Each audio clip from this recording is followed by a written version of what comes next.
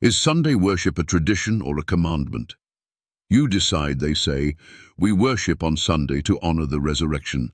They say, it's just a day. God understands the heart. But the real question is this: is Sunday worship a commandment from God or a tradition from men?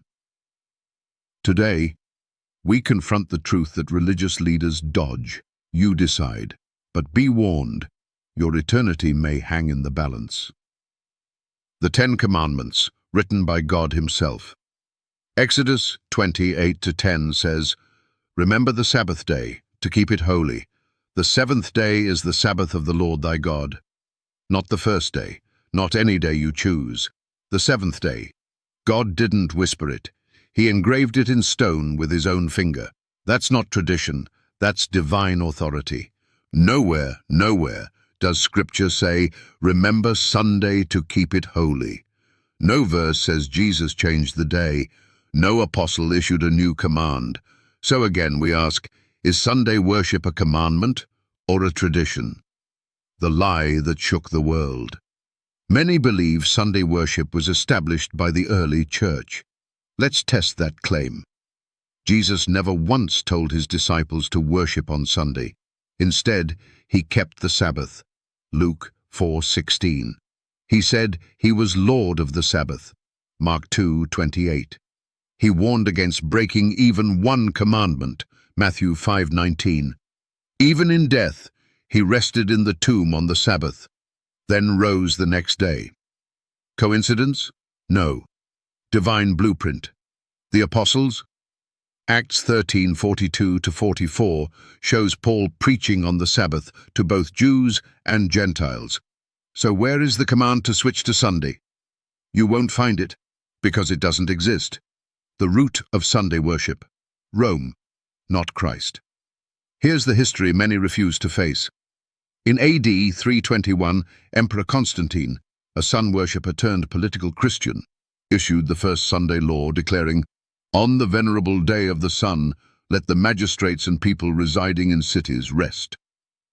Then the Catholic Church made it doctrine. They admit it proudly.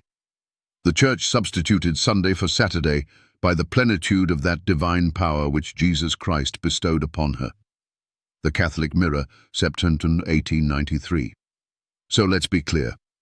God never changed the Sabbath. Man did. Jesus never commanded Sunday. The Church did. So who do you obey? Tradition versus truth, Jesus warned us.